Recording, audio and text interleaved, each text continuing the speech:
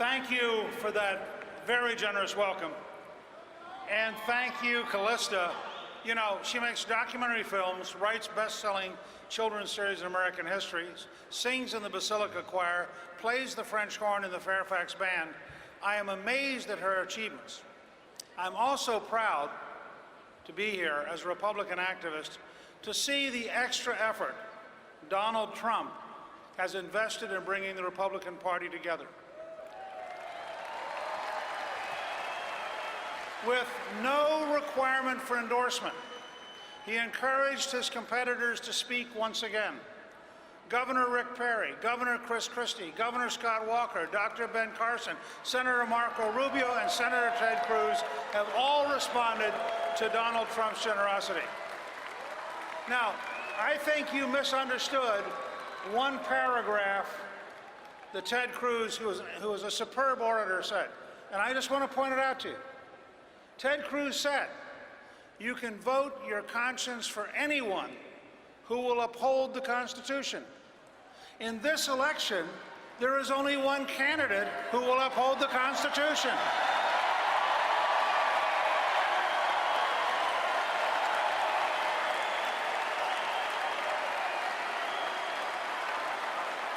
So, to paraphrase Ted Cruz,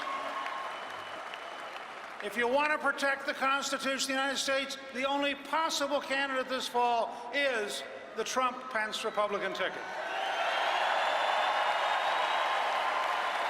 That way, we have a Republican ticket to implement Republican principles in Washington.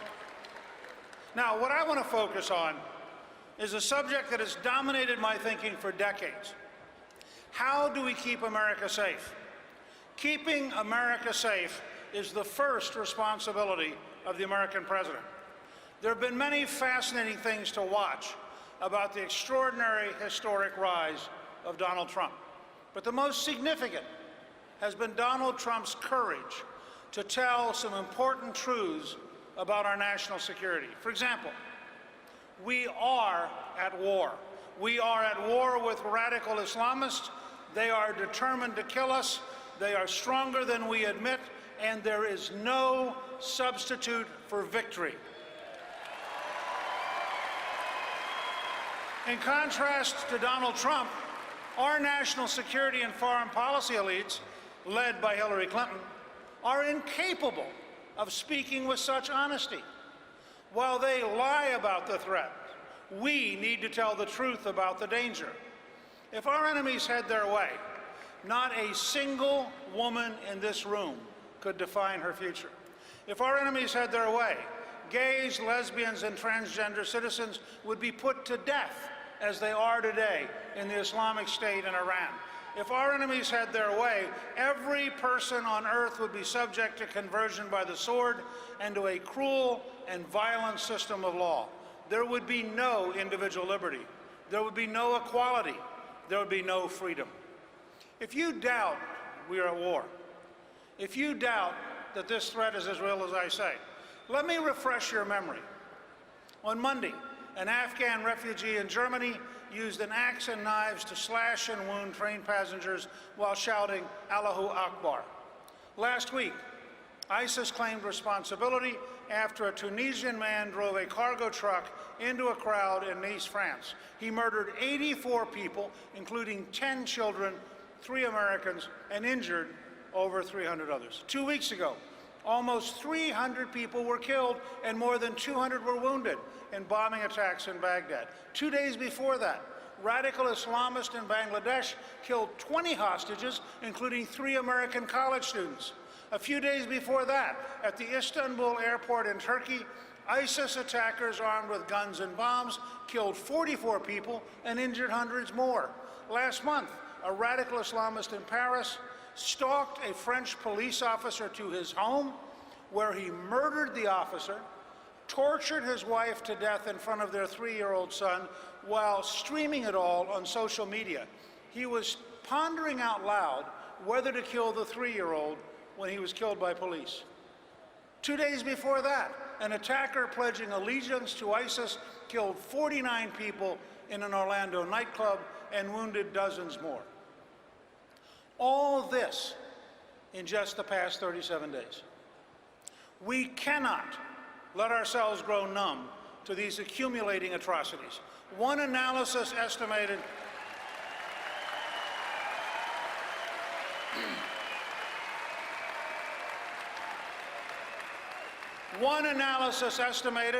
that since January of 2015, some 30,000 people have been killed at the hands of terrorists. Let's be clear. Donald Trump is right. We are at war with radical Islamists. We are losing the war, and we must change course to win the war.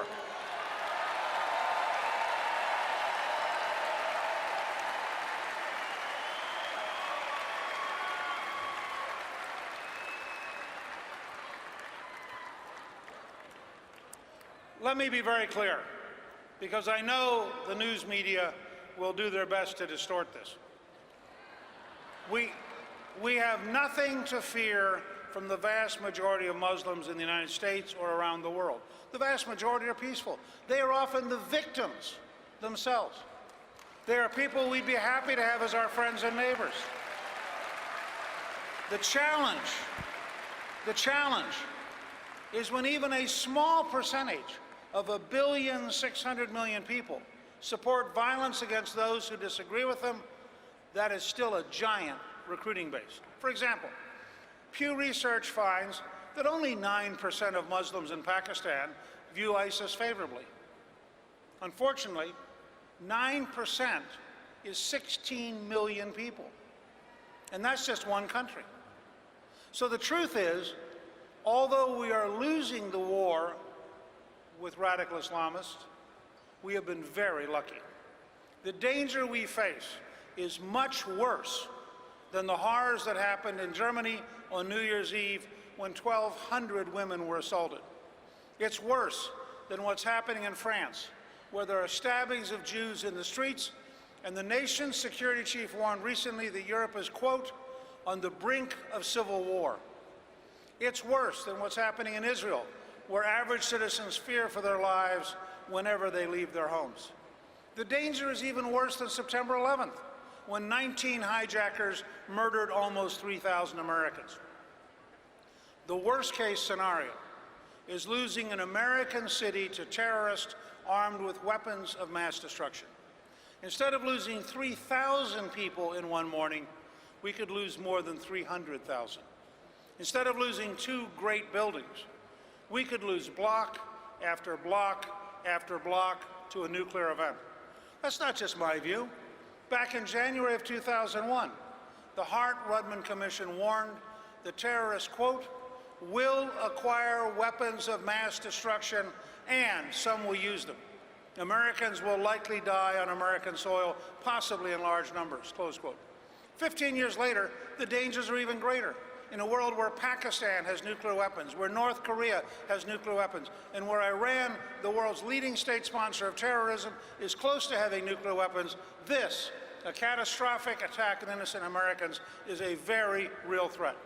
Which brings us to the heart of the matter. We are sleepwalking through history as though this is all about politics. It is not. It is about our safety and our survival as a country. We cannot keep in place the people and the systems that have brought us to this point and that lie to us every single day about the threat. That is why every American should be terrified at the prospect of a Hillary Clinton presidency. Hillary Clinton has been right at the center of this dishonesty. We know this administration and its allies lied to us about the Iran nuclear deal. We know it because they openly bragged about it to the New York Times. We know that Hillary Clinton lied to us knowingly about the terror attack on our Benghazi consulate. We know that Hillary Clinton and President Obama lie to the American people when they say they can safely screen the Syrian refugees. They cannot. And yet, Hillary wants to increase the number by 500%. So when you hear about Hillary's dishonesty of the emails or taking millions from the Saudis and other Middle Eastern dictatorships, remember, this is not about politics. The cost of Hillary's dishonesty could be the loss of America as we know it.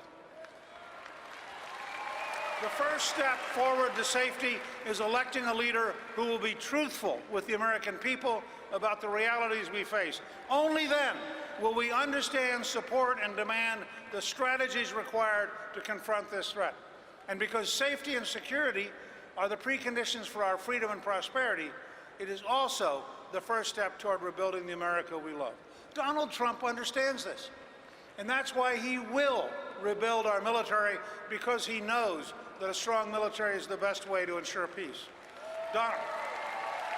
Donald Trump will secure our borders, because there is no such thing as a nation without a border.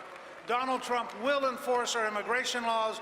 He will end the policy of deliberate non-enforcement and will end the abuse of our visa programs to protect American workers and their wages. Donald Trump will take care of our veterans by holding bureaucrats at the Veterans Administration accountable. He will fire those responsible for the waiting list and will give veterans more choices about their care.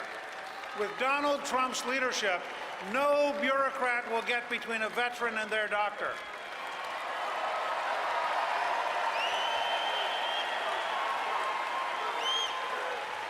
Donald Trump will get America building again.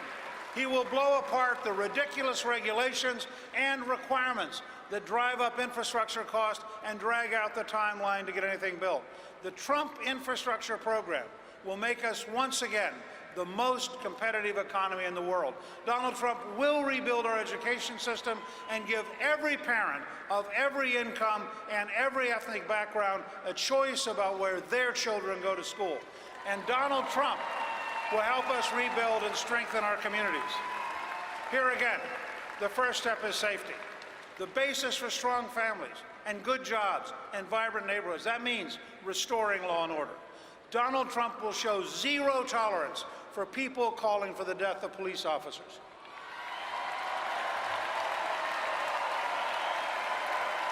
Think about this. If anyone publicly threatens the life of the President of the United States, the Secret Service is on them in an instant. Our law enforcement officers deserve the same respect as the President of the United States.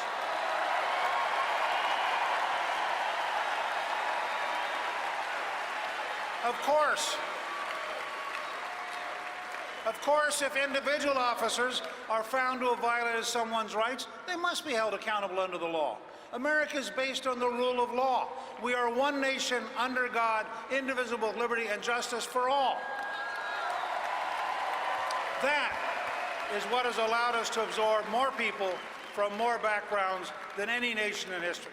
Nobody is above the law, and nobody is too small to deserve its protection. Donald Trump won our party's nomination because he is willing to tell the truth about the things that matter. He has a great running mate in Mike Pence. They will put our safety first, and they will defend America first. We can be proud to stand with them.